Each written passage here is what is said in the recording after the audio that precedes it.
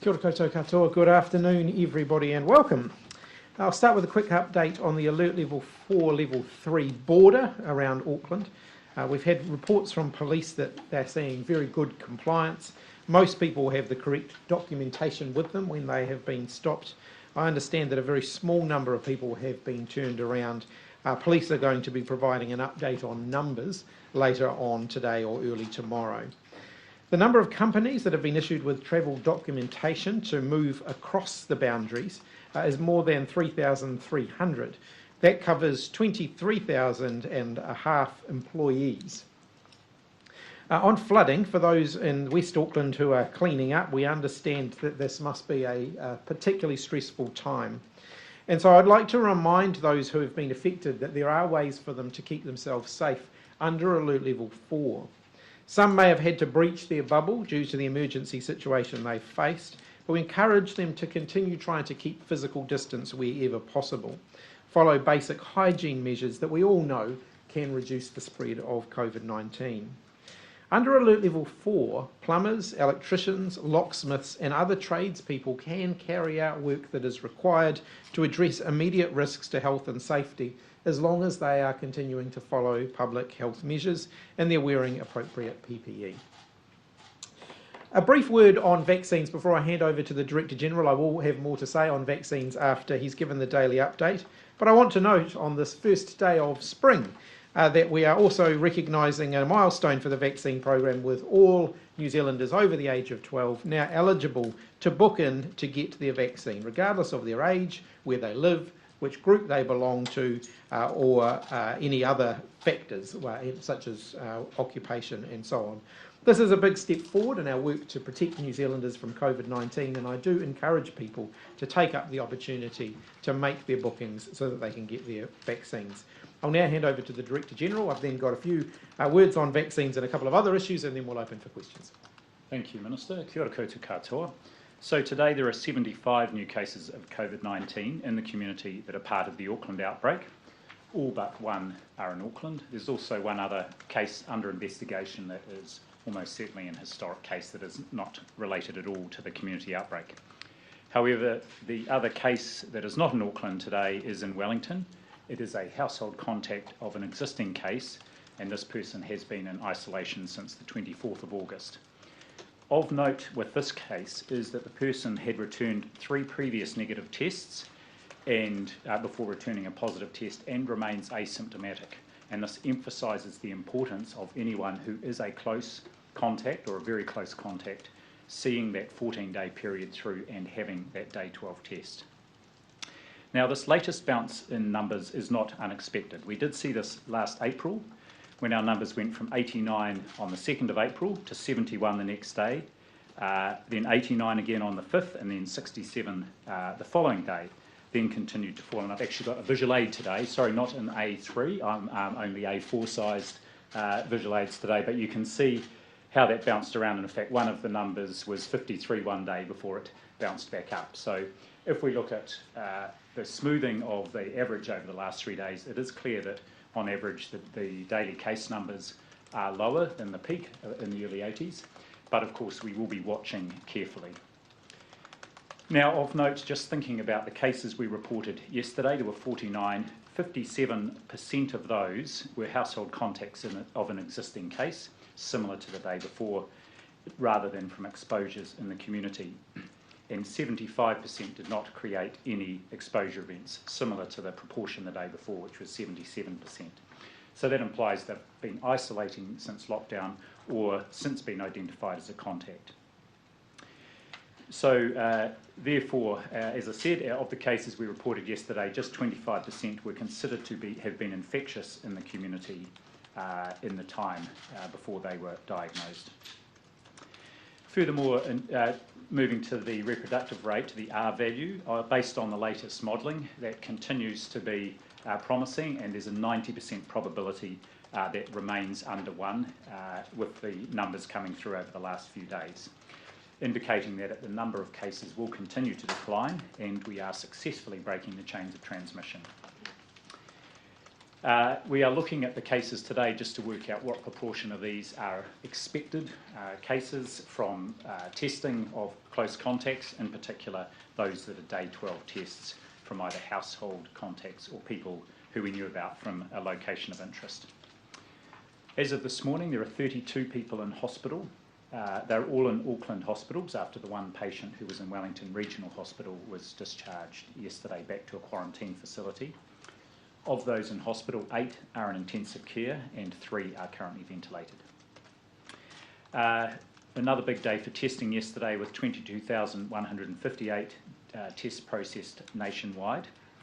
Demand for testing in Auckland remains strong with around 6,500 swabs yesterday across the Metro Auckland region.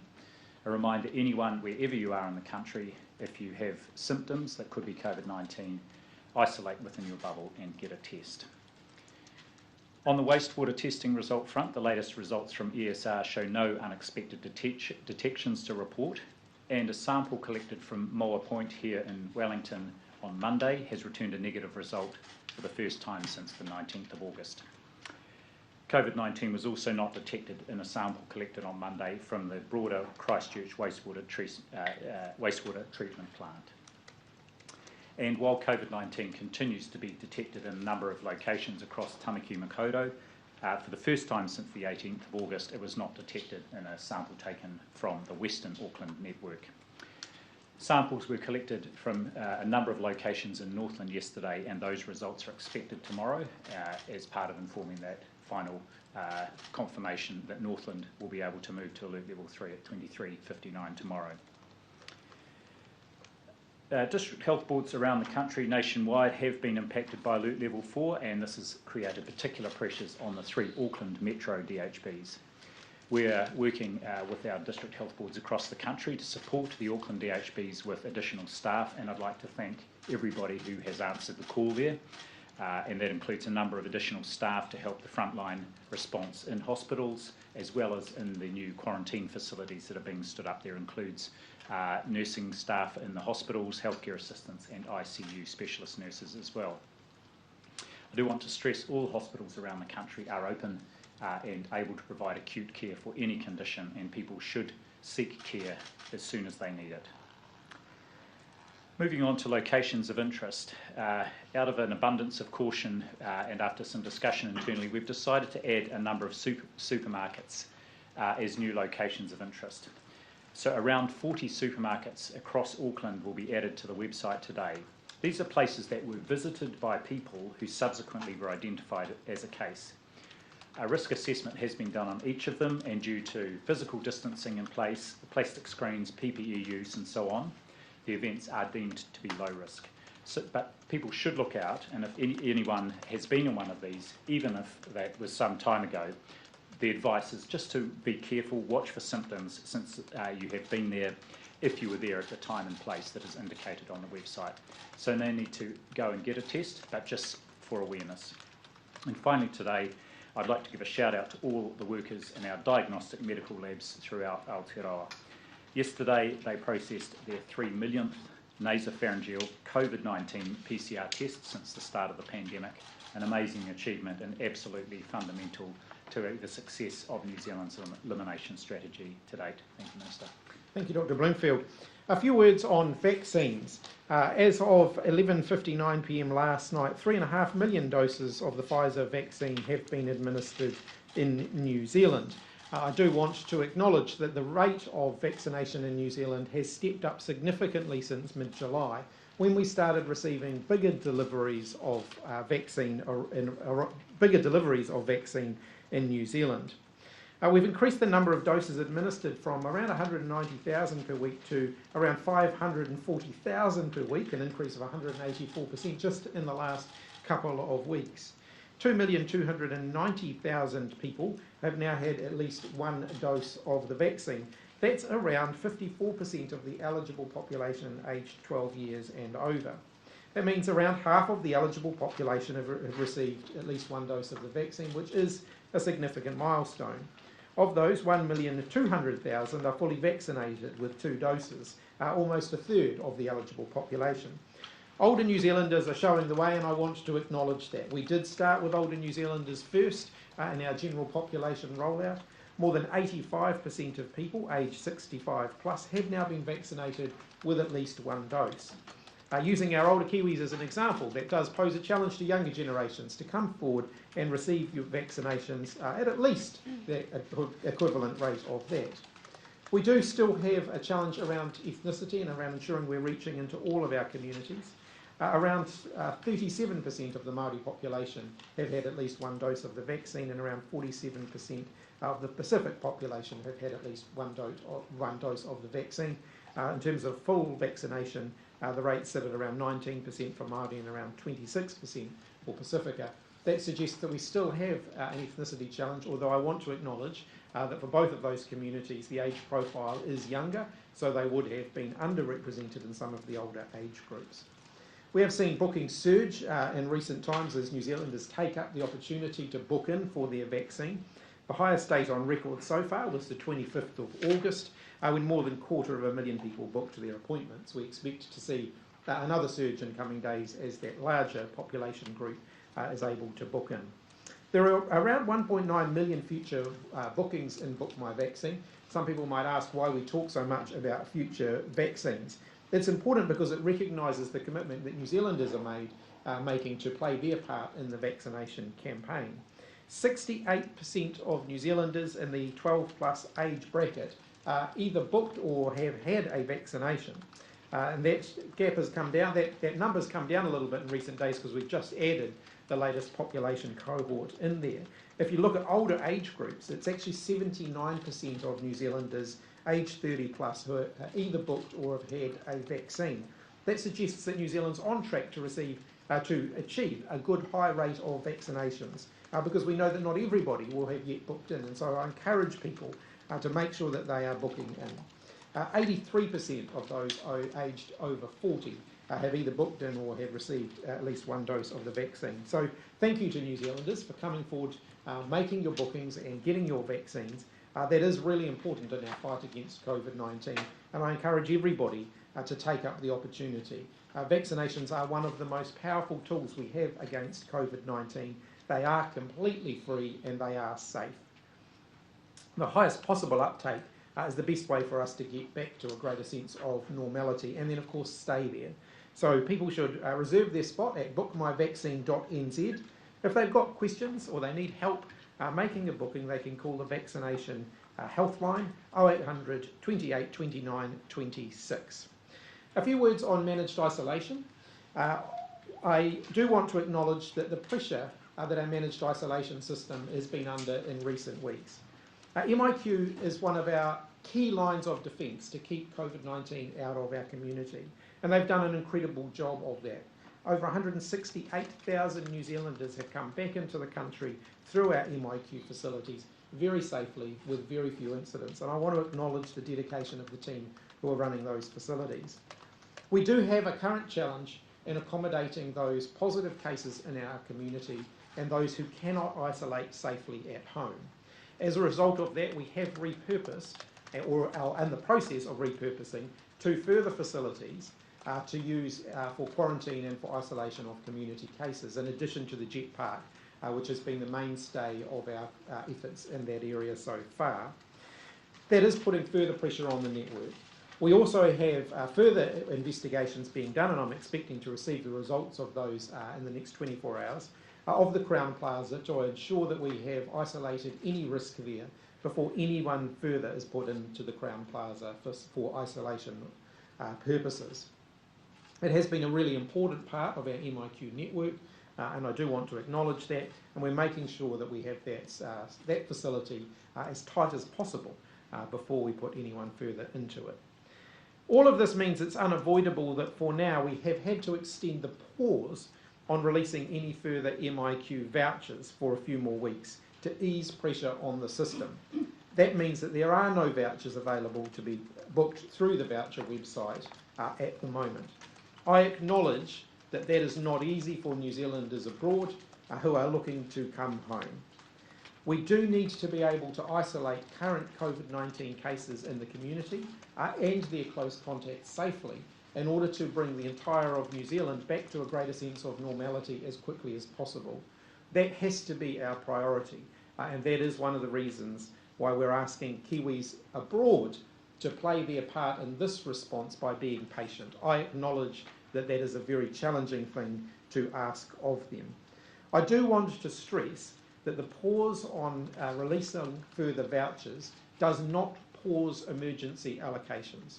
New Zealanders who are in desperate need to come home urgently can still make an application for an emergency allocation.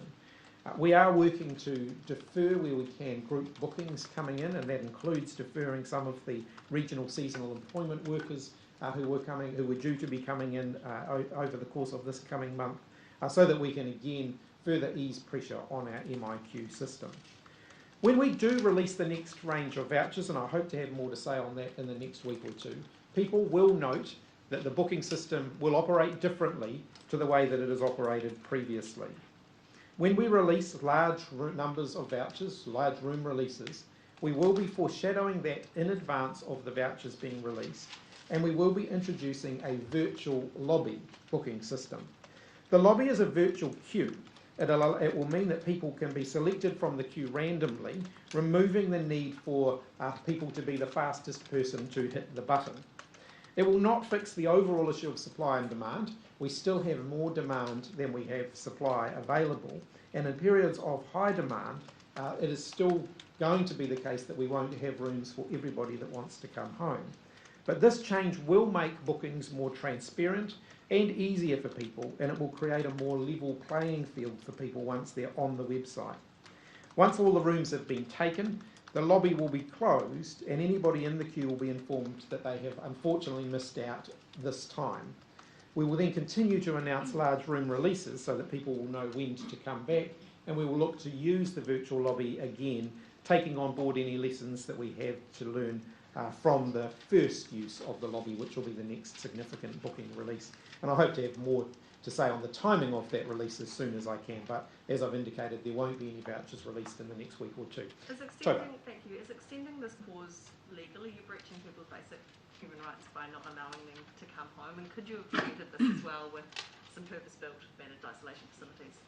Look, I don't want to get into the legal advice that we get given, but what I would say is, in terms of balancing human rights and people's rights to return to New Zealand, and all of the other decisions that we make that have a limitation on people's rights, the overriding legal principle that comes into play here is that the restrictions put in place have to be proportionate to the level of risk. At the moment, we are clearly dealing with an elevated level of risk, which is why we have, at this point, had to institute further restrictions than we would normally have. Is your message today that Kiwis won't be able to come home for Christmas? Look, we will have further vouchers to release before the end of the year, so there will be more opportunity for people to come back before the end of the year. But clearly there is a lot of demand. So those who were hoping to have a summer holiday in New Zealand, my request of them is to leave the vouchers, to leave the room availability to those who really need to come home and who are coming home for good. Now is not a good time to come home for a holiday with the intention of returning back to where you are. We do need you to play your part by allowing those vouchers to be available for those in the greatest need. Phil John's been calling for vaccines to be prioritised for Auckland. Is that something you're considering? A big focus on vaccination over the last couple of weeks has been in Auckland, making sure that we are ramping up our deliveries in Auckland, and you've seen a big scale up in the vaccine program across Auckland, and a great number of Aucklanders coming forward to get their vaccines. As we look to the next few weeks and making sure that we're using the doses available to us as best as possible, I can absolutely provide a reassurance that Auckland is front of our thinking in that. They will be a priority. They are a priority now, and they will continue to be a priority. I'll let you do that last one, then we'll move around. Just to Dr. Bloomfield, please. Has there been a significant enough increase in the vaccination rates of Māori and Pacifica communities? Are you happy with how things are tracking? Look, I've been pleased to see the rates of vaccination in Māori and Pacific have doubled over the last couple of weeks on a day-to-day basis, so I think that's a great sign, and there's additional funding going out to Māori and Pacific providers to support some of those new initiatives that we've seen stand up over the last couple of weeks, so it's important and it's a huge focus for our team. If you do prioritise Auckland over the next few weeks as the supplies get a bit lower, will you have to slow things down around the country? How will that work? Look, we are, I think has been well signalled, looking at seeing whether there are things that we can do to increase the supply over the next few weeks until we get the very large deliveries that we're expecting in October. If we are in a position to, well, we will be in a position to provide greater clarity on that before the end of the week, and we will certainly do that as soon as we're in a position to do that. In the worst case scenario, where we can't increase supply, the use of the existing supply we have will be focused certainly on Auckland, also on making sure that we can honour people who have booked in. It may mean that things like walk-in clinics, for example, around the rest of the country might need to be scaled back a bit. We'll work through that. Obviously, the longer we go at these higher rates, then the more restricted we'll be if we can't get additional supplies in by sort of by the middle of the month. But look, we should have greater clarity on that in the next few days, and by the end of the week we should be able to provide more of an update on that. Can we get an update on... Well, look, come to look. Yesterday's stuff ran a story about a student in Auckland who flew down to Dunedin during level 4. Today we've got another story about another student who flew from Auckland to Wellington and returned to their hall of residence. What do people actually do, or what are they supposed to actually do to be able to get on a flight in Auckland to go elsewhere in the country? Yeah, look, I'll look again at that. They should be being checked at the airport. Who checks them? They should be being checked before they can even get into the airport terminal. Previous level 4 restrictions, and I just want to check to make sure that this is absolutely operating as it has previously, have had people at the door of the airport terminal checking why people are entering the terminal before they can even get anywhere near the plane. So I will go back and check that that's happening. This is disappointing. These people should not be travelling. There will potentially be consequences for them for breaking the rules. Obviously, I don't make those decisions around individual infringements, but there are infringements that can be applied to people who have knowingly broken the rules. No one in these situations that we're talking about with students returning to the halls of residence, they should not be doing that while the place that they are currently at is at a level 4. How worrying is this, given that Auckland's border really is the thing that is the protector of the rest of the country, that is now level 3 and hopefully coming down further? Look, at this point I don't have information about what information they supplied when they went to the airport in order to be able to get on a plane and leave Auckland. And so until that information has been assembled, I've just been very cautious in making a conclusion about whether or not that system is robust. What sort of information would that have to be? Would it have to be like a letter from an employer that you're an essential worker? I mean, what? But they would have had to demonstrate, if the system is working as it should, and again we will check that it is working as it should, they would have had to demonstrate that they were eligible to travel before they were able to get on the plane. And everybody can access, there's a range of criteria that make someone eligible to travel. They would have had to demonstrate that before they should have been allowed into the terminal to then get on the plane. Will you look at treating Auckland while it's in level 4 and the rest of the country is at a different level, like you did Australia, introduce pre-departure tests so that anyone coming out of there is definitely COVID-free? Look, we haven't made that decision at this point, and there would be some logistical barriers to doing that. What we are working on is more rapid and regular forms of testing for those who are having to travel across the border. So, for example, truck drivers who are moving across the border, we are working with the transport and logistics industry to make tests more readily available for all those who are doing that, and doing everything we can to minimise that risk. There is still some movement across the border, as I indicated before. We've got 33,500 employees who are authorised on a regular basis to travel across the border at the moment. So we're talking about reasonably significant numbers relative to the numbers of people coming into the country from abroad, but we keep all of that under regular review. You have one more? What about this example here of someone flying? Yeah, like I said, I haven't got the information on. At the airport? I haven't had the information on the checks that were done at the airport. That is one of the things that the team will be looking very closely at. New Zealand overseas are already expressing their frustration in this pause of the MIQ voucher system. Is this something that the government should have fixed a long time ago, the whole system, because there's been stress in the system for a while? And the second part to the question is, did you seek Crown Law advice over this decision? Look, I get Crown Law advice regularly. Representatives of Crown Law are in all of the meetings where I'm being asked to make decisions around this. As the person who has to sign the order, of course, I'm getting regular legal advice on that, but as is long-standing convention, I don't share that legal advice publicly. In terms of the message to New Zealanders who are abroad and frustrated by this, I do want to acknowledge this. We're in a global pandemic. that has made international travel much, much more difficult. It has made it much, much more restrictive and much, much more limited. There are a lot of people around the globe who are affected by that at the moment, and we are doing what we can do, and we're doing what we can do safely. There are limitations to the number of people and the number that we can bring in through MIQ. There is not an infinite ability to stand up more MIQ. We're looking at whether we can, and we've got conversations happening about that at the moment, and you'll see some resistance from those communities where we're exploring standing up more MIQ facilities. But it's not just the physical facilities, it's also the staff. We've got a health workforce required to support these facilities, and that is a workforce that at the moment is very, very stretched. And there's not an easy way of expanding the size of the health workforce. Similarly, the security workforce that goes with that. We're using our defence force a lot, but there are other requirements to staff and make sure those facilities are operating safely. So there's a lot of work happening in that space. I do acknowledge it's difficult when families are being separated, but I also just want to say, and I do want to reiterate this, people do have to adjust their expectations a little bit at the moment. The ability to travel for family events like weddings and birthdays is a lot more restricted in the global pandemic than it would be in normal times. And so people need to be realistic about that. Could you give us an update on what the quarantine capacity is, how many rooms are in use and how many are still available? So we have got an additional facility that's being stood up at the moment that will bring several hundred additional rooms. That's the Holiday Inn out by the airport. It's being converted for use for quarantine purposes. That will bring several hundred more rooms in. That should come on stream within the next 24 to 36 hours or so. We know that we've got enough within the two facilities we're operating at the moment, the Jet Park and the Novotel Ibis at Ellerslie, to accommodate the cases that we're seeing today and still have some left over after that.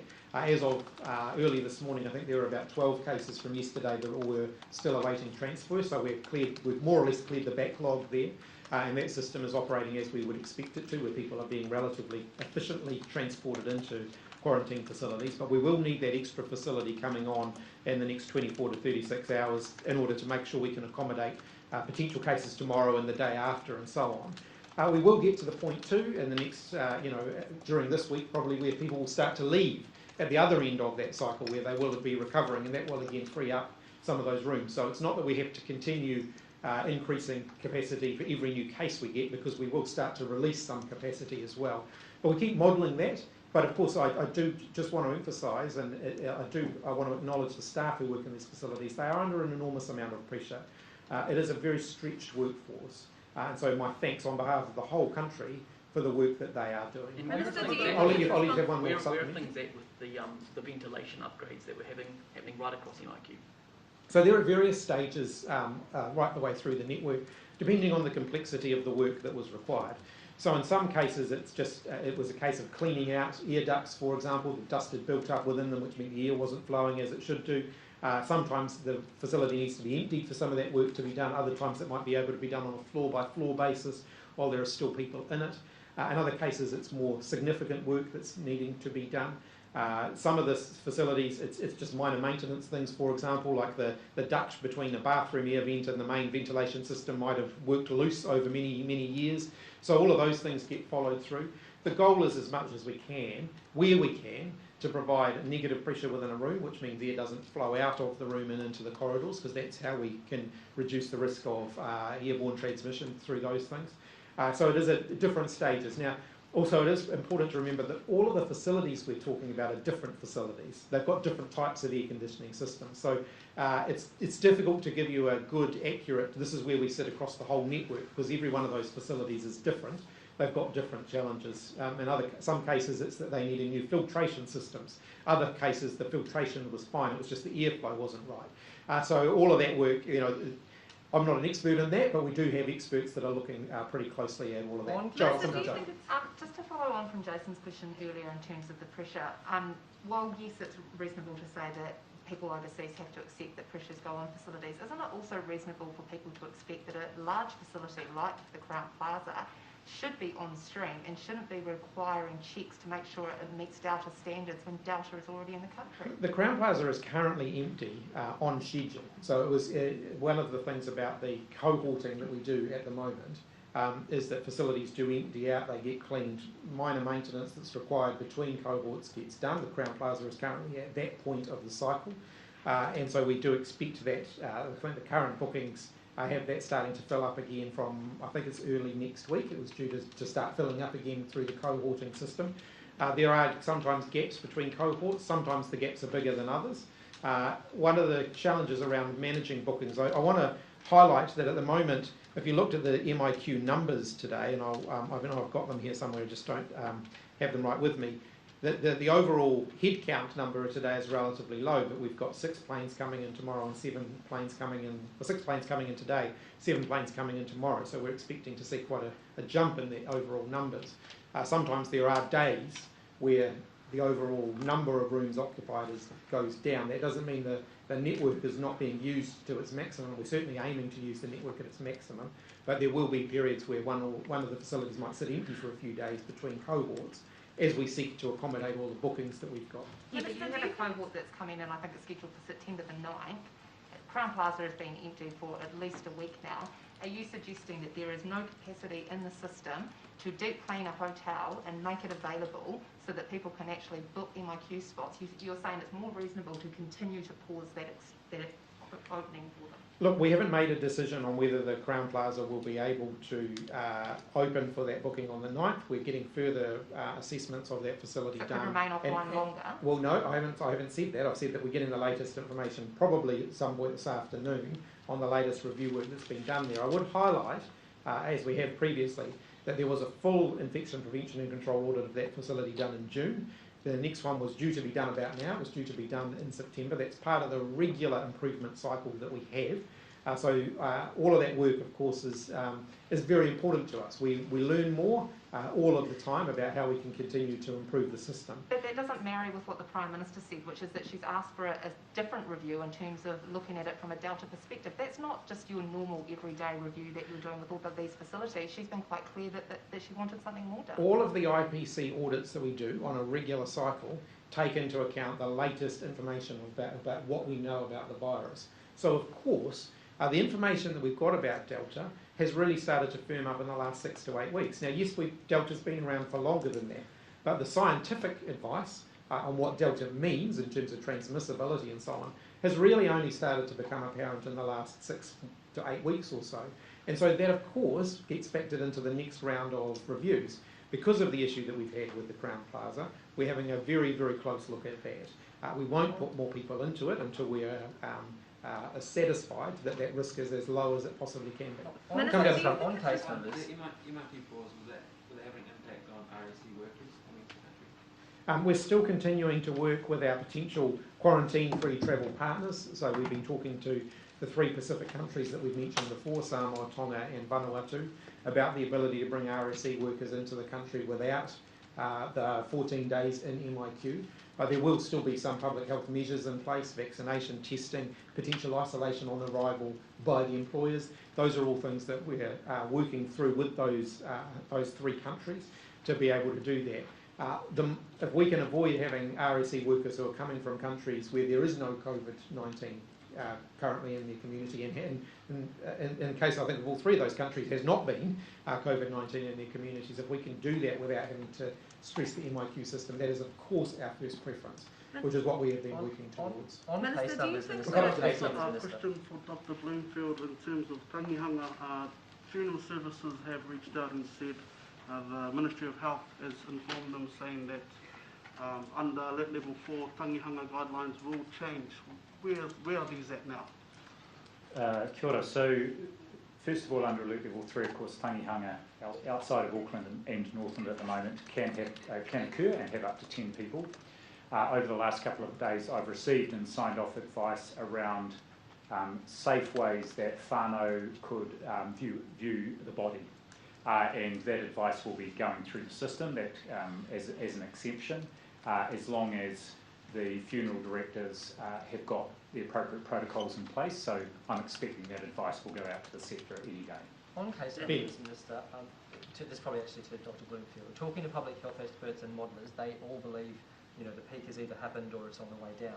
They say the biggest risks are the transmissions that could happen at essential workplaces, and therefore cause super spreading events. So I would just ask you, is this also your biggest concern, and therefore how worried are you about the 3 infections at the Tegel chicken factory? Yes, so what we're most concerned about now, of course, as you said, is essential workers who may infect colleagues within a workplace setting, or people gathering when they shouldn't be. And we've seen this as a big problem in Sydney, where you've had those private gatherings and large numbers of people have become infected. Returning to your question about the Tegel factory, the public health units have been working very closely with the employer there, who's taking a very risk-averse approach to closing down parts of the production, if needs be, testing people and who may have been exposed. The workers who tested positive there have been linked back to exposures in the community, so that's important in the first place. But secondly, and this is an important message for employers, is it's very important that if you have casual workforce, and this is particularly in the food manufacturing distribution area and also in the security area, that you confine those casual employees to just working at one site and not working across multiple sites. That's something that our public health unit has seen, they have observed. I think most employers are aware of this and are taking steps, but I do need to emphasise that will be very important in helping limit the potential for, if an essential worker becomes infected, spreading that through a number of workplaces. Can I follow with you, Minister? Because a few days ago the Prime Minister said that she would hesitate to tighten restrictions, particularly at businesses, if there was spread. There has been spread. Are there plans to tighten level 4, level 3 lockdown restrictions at businesses? Look, we haven't made further decisions on that yet, but I will echo what the Prime Minister said. We look at the evidence of what's emerging every day to make sure that the level 4 restrictions that we've got in place are achieving the desired outcome, which is to stop the spread of the virus, so that we can get back to the point where everybody has a greater freedom of movement. So of course, we review information every day. We get more information about latest cases, case investigations every day, where that throws up issues that we need to deal with. Then of course we then consider those. Minister, some of the New Zealanders who are stranded in Australia are also in receipt of a main benefit. The Minister of Social Development came out yesterday and said that a suggestion is for them to visit a mission for support. Do you think that's fair? Look, I haven't seen that. I haven't been briefed on that particular topic, so I'll have to refer you back to the Minister of Social Development for further questions on that one. And just in regards to the 12-year-olds being able to be vaccinated now, once we hit level 2, are you looking at going into kura in schools to get young people vaccinated? There are some logistical challenges around using kura in schools as sites for vaccination, which make that quite difficult, particularly given the timing that we're talking about. Exams, later on in the year when we might be when we might get to that point where the ability to move, our on-site vaccinators around a bit, that might coincide with exams, so that creates a bit of a challenge. What we have heard from school communities, actually, and the engagement that I've had with them as Minister of Education, is that a lot of their families are indicating that they would prefer to take a family-based approach to vaccination, which is that when their parents go to get vaccinated, they like to be able to take their kids with them and do it all together, rather than have the parents and the kids vaccinated at separate sites. I think that makes a lot of sense. So we're seeing good indications that that's what's happening already, and I'd certainly encourage families to take that approach. And Dr. Bluefield, just quickly, the Northland the Northern Regional Health Coordination Centre are reporting some good stats in terms of vaccinating homeless people. Is this something we're going to see across the country, or is this all dependent on particular DHBs? There have been specific efforts in Auckland, Wellington and Christchurch where a large part of our homeless people are, and so I know each of those DHB has had a range of initiatives in place to reach out in conjunction usually with the relevant city mission or homeless shelter. So that's already happened, and I know there will be ongoing efforts in this regard. Well, we have to keep it reasonably short today because we do have parliamentary question time to grapple with today, but I'll come back to the tellies. On that note, do you think it's responsible for MT to have flown in from all over the country to attend Parliament in level 4? And do you think where the Parliament is sitting is an issue that New Zealanders are focused on during this pandemic? In answer to the latter part of your question, no, I don't think that whether or not we get to partake in the pantomime of parliamentary question time is something that's a particular priority to New Zealanders at the moment. We did create an opportunity for question time to be held remotely so that MPs could remain at home and participate fully in parliamentary proceedings whilst adhering to the alert level restrictions that we ask every other New Zealander to adhere to. I do want to also correct some misinformation that has been circulated in recent days that in all of the discussions with the opposition about that and their urging for the Epidemic Response Committee to be re-established, never at any point did they indicate that that was as an alternative to Parliament sitting in person. They wanted both to happen. They wanted Parliament to sit in person and the Epidemic Response Committee to be re-established. So the reinvention of history in the last few days where they've said that they offered that as an alternative is simply not true. That was never part of the conversations that we had with them. As to whether or not they feel that they should travel around the country, I would simply note that no Labour members of Parliament have felt fit to travel to Parliament for question time. How disappointing is the politicking around this? I think it is disappointing. We worked really hard to try and find a constructive alternative. Look, I'm the leader of the House, of the Parliament. I passionately believe in parliamentary democracy. I believe that scrutiny is very important. You'll very seldom see me turning down an opportunity to be questioned, whether it's here, whether it's in question time, whether it's at a select committee. I try and make myself available for as many of those opportunities as possible because it is important. It is the lifeblood of democracy. Questioning, dissent, argument, they are very important. There are ways to do those things safely without requiring MPs to travel all over the country. And just on MIQ, on the pushback from communities about standing up new MIQs in their communities, could you end up forcing it on them with a parliamentary order? Sorry, run that one past me again. On the pushback from communities about standing up new MIQs, could you end up forcing those MIQs on them with a parliamentary order? Oh, an order under the Act. We wouldn't need to do that. The key issue, the key constraint around standing up an MIQ really is around getting a willing partner, so a facility that's willing to partner with us, and a workforce, making sure that we can supply the workforce for that. So those are the two key things. Now, we do take community views into account, and we try and work with communities to deal with any concerns that they have. I understand in Rotorua, for example, they have a concern around homelessness that they want the government to work with them on, and we are working with them on that. I'm not leading that work, Dr. Woods is leading that work. But we do acknowledge community concern and feedback, but ultimately we need, where we need to stand up new facilities, that's what we need to do. One more and then I'll come over to TNZ. Sorry, I have two more if that's okay. Did you catch Judith Collins' interview on Breakfast Television this morning? No, sorry, I didn't. And the first marae-based drive-through vaccination was opened in Auckland today. Why not do this sooner if we know Māori vaccination rates need to be boosted? As you will have seen over recent days, we're doing a lot to expand delivery capacity. Now that we have bigger doses of the vaccine coming into the country, our ability to stand up new sites is not infinite either. In this regard, there's a health workforce challenge. There's also, of course, the issue of making sure we've got sufficient supply. And we should have more to say on supply in the next few days, at least to give people clarity around what the supply situation is going to be for the month of September. Yeah, a lot of the country moved down to level 3 today. Have you received any initial reports around whether the rules at level 3 are being complied with? I haven't heard any particular concerns around the rules being complied with. I obviously travelled in the Wellington region today myself and saw still quite a low level of people movement across the region, which is encouraging. It suggests that people aren't going to work unless they have to. They are continuing to stick with their bubbles. Their bubbles can get a little bigger at alert level 3. I know that some families will be reconnecting their bubble, merging their bubbles at level 3 as they are allowed to do. But I think people are generally, from what I have seen and from what I've heard, sticking to the rules. Minister, there's been a huge demand for food parcels. There's been huge demand for food parcels this year. Some charities we've spoken to said last year there was a state of national emergency declared and meant that it made it easier to get food out. They want to know why that didn't happen this time. We don't need a state of emergency in order to do all of the things that we need to do because of the Covid-19 Public Health Response Act, which we didn't have in place last time. And so we were having to rely on a variety of different legislative tools. And of course, the legal history of all of that's now very clear to everybody. We've now got better legal tools around that.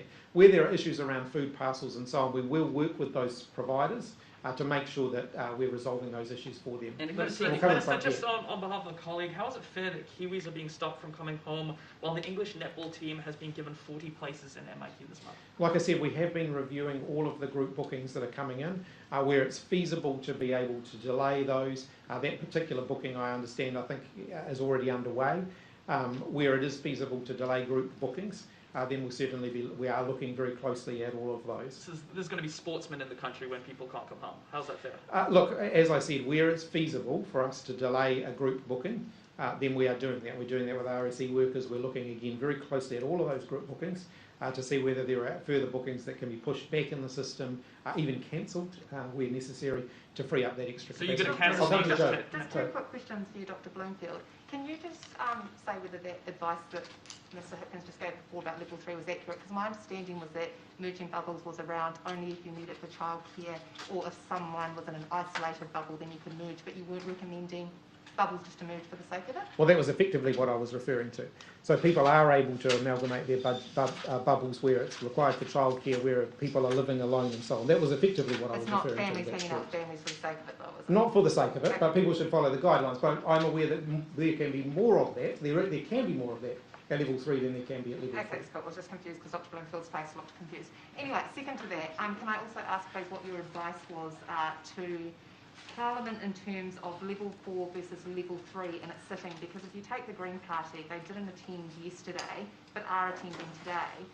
How does Judith Collins coming from Auckland yesterday and still being here today actually change? So just to rehearse the advice I was asked to give was around convening Parliament in an alert level 4 setting, and I gave that advice around distancing, use of masks, and of course a limited number of people in the chamber. That advice seemed to have been taken, at least looking at the photos yesterday.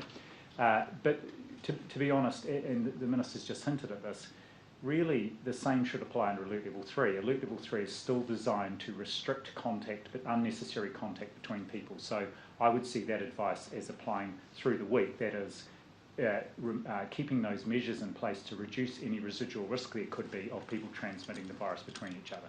Look, lucky last. School holidays begin on October 4. Although it's a month away, all going well, it may be around then that Auckland is just coming out of level 3. Really what I'm wondering is, as Minister of Education, has there been any thought given to bringing school holidays forward, so it is during the lockdown, so at a time when people may actually be going back to work, that kids can take time off, can get more teacher time, and that people can get back to work when their kids are back at school? Look, I keep that under review. I haven't made final decisions about that at this point. There are some logistical challenges around moving school holiday dates around that make it quite challenging to do. We have pushed back the dates for exams to give those kids a bit more time to prepare. Mixed bag of responses to that, actually. So I think the teachers welcome that extra time. Some of the students not so wild about that. I think they want to get their exams over and done with. But we are, of course, always looking at shifting dates where we can. Moving school holiday dates is incredibly challenging, and it's even more challenging where the proposal would be to do that for one part of the country and not for another part of the country. But look, I don't want to completely rule it out. It's unlikely, but I don't want to completely rule it out because we don't know what we'll be dealing with in a couple of weeks' time. Can I do a quick follow-up on Fati's question before about vaccinations in schools and kura? We have had quite successful vaccination rollouts of meningitis vaccine in schools before. Why not consider that? Look, we don't know whether that's actually going to be the best way to reach those young people if they're coming forward to be vaccinated with their parents, which isn't necessarily the case in some of the immunisation campaigns we've had that have targeted schools in the past. Then actually getting families to be vaccinated all at once could well cover the vast majority of that age cohort. Bearing in mind that we do have a limited number of vaccination workforce, limited capacity to administer vaccines, and we want to do that in the most efficient way as possible. It takes quite a bit of resource to stand up a new vaccination site. In the case of schools, you might be standing up a new site that's only operational for a day to get through people, when it actually might be more efficient to get those people to go to a different site where they can still be vaccinated, but they can, it doesn't have all of the complexity of standing up new sites all of the time. Thanks, everybody. Thank you. Thanks, Minister.